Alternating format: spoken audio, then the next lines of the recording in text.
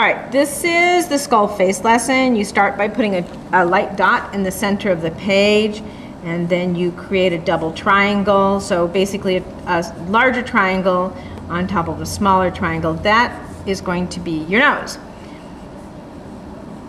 The skull face lesson is a lesson that I teach every semester, and I have for over 30 years. I do it at the beginning of the semester, even for second semester students as a review.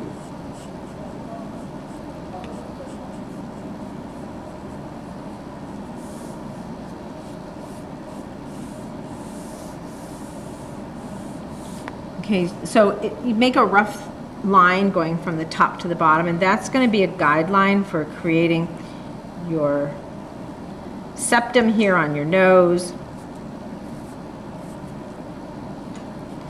and your teeth later. So you have a dot that's pretty dark right here in the center of each eye socket, and that's where your optic nerve feeds through.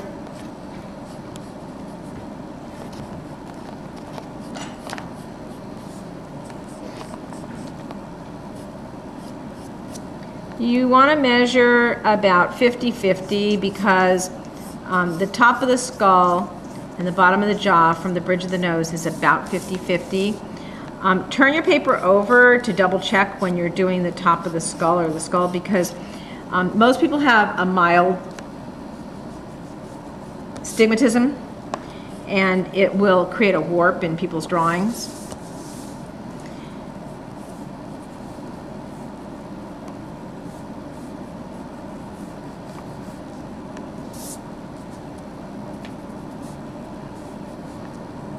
The teeth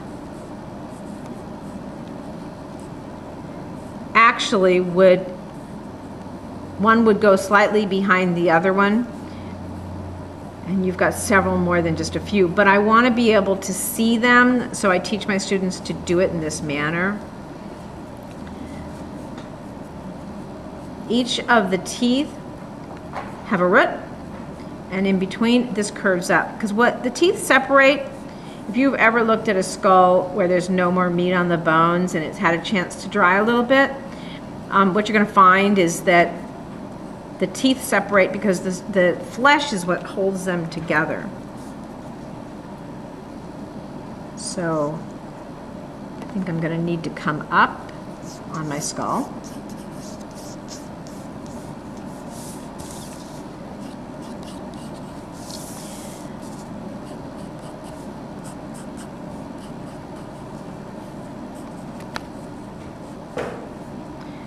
The lower teeth, one fits under each one.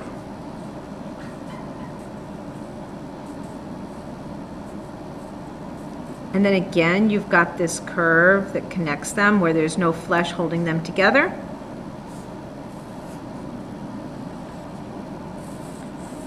And then even though this is part of a shading and shadowing lesson, and you always have to be careful to start shadowing out, where you start light and you build up your shadows and you feather them out. This is a place on the skull where you do not have to do that. This you can go straight dark with. There really is no feathering. There is a little bit of feathering coming down from this bone here, but we're not doing that yet. We're just kind of coloring in this one area. This is called the Mandeville.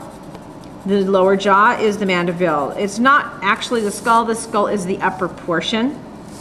The skull in Spanish is called la calavera, and of course the face is called la cara.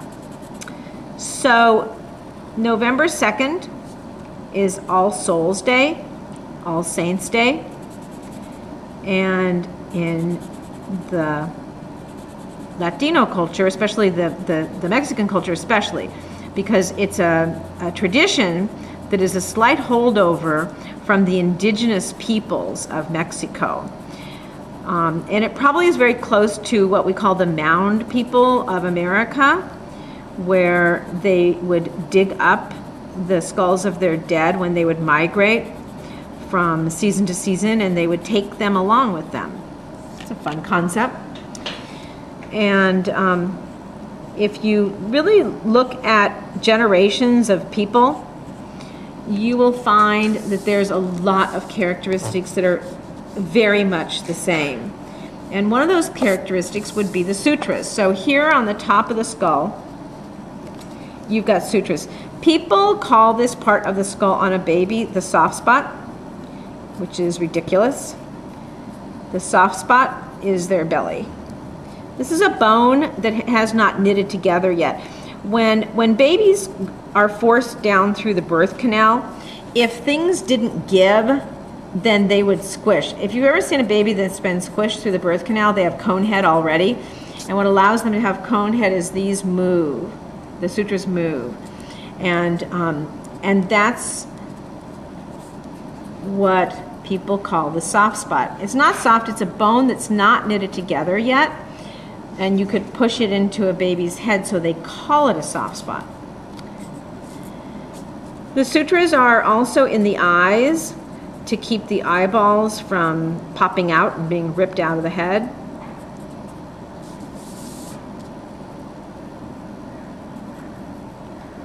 And there's a thick bone here on the jaw, and it tends to go down there too. There's a large artery vein that runs through here.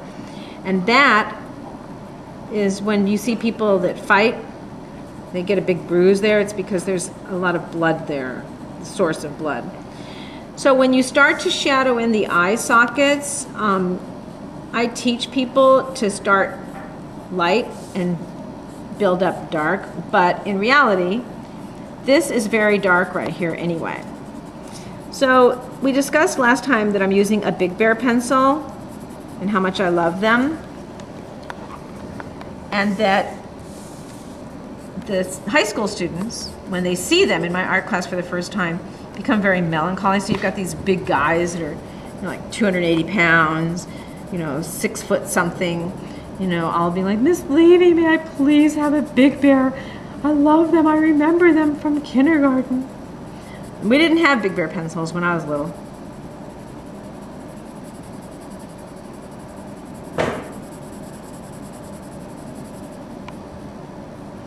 So if your child really wants a Big Bear pencil, my advice is go down to Lakeshore Learning Supplies and buy one. I like them as an artist. As an artist, if you're an artist, it might be fun to try too. You might really love them as much as I do. I adore them. It's graphite, so it's a color of gray. Gray isn't a color. It's a tint of gray.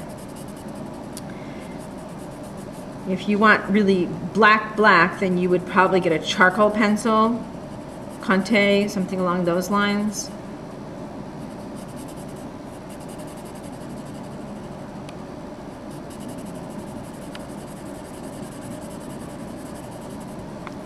So, one of my students in my 4th period was telling me today that we should take all these skulls that I've drawn every semester after semester and decorate the room for Halloween and All Souls Day.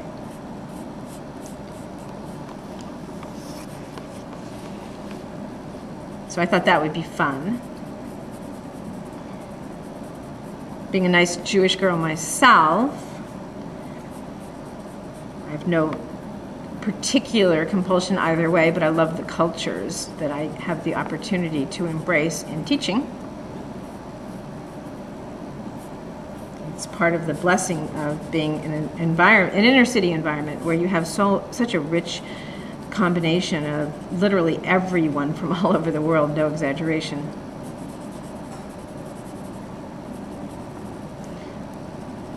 So there is a dip right here in the skull.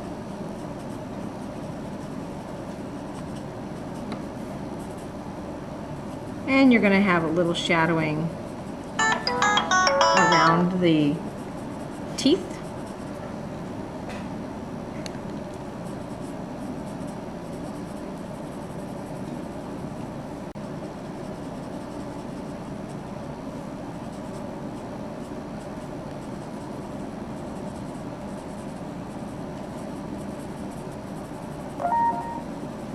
A little shadowing coming down from here.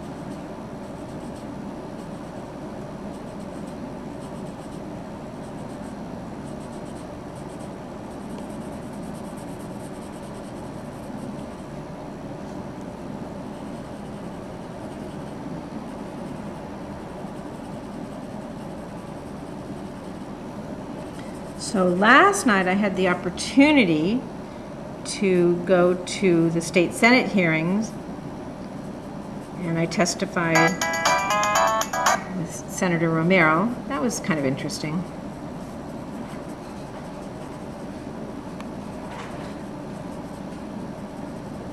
It's like that Chinese curse. May you live in interesting times, kind of interesting.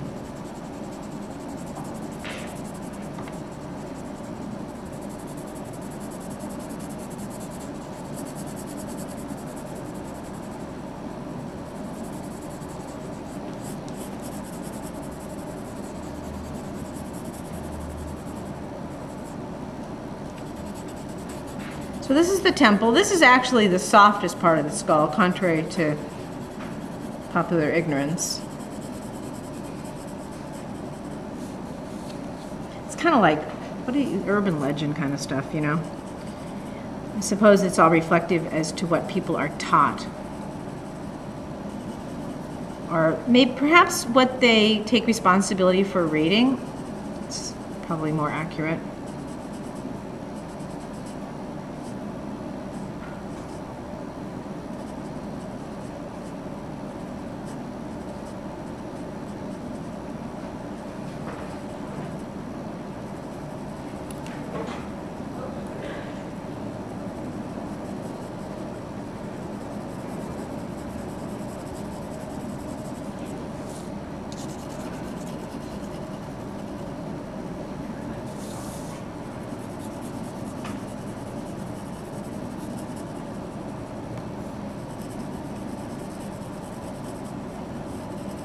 That was great, Jonathan. Thank you.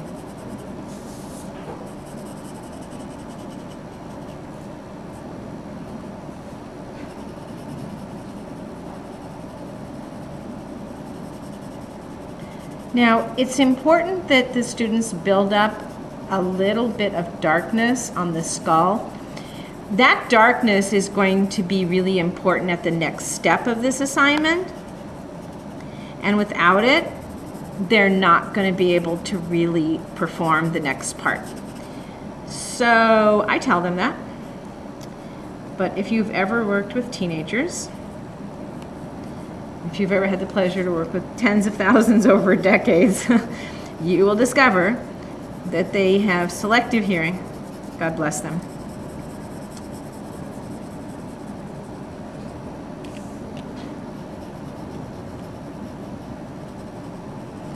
This is all these bones that have these little things like this, where they're like ridges, are where you have muscles and ligaments that are insertions and exertions, where they connect to the bone, and the muscle either comes out or comes in and ends or begins.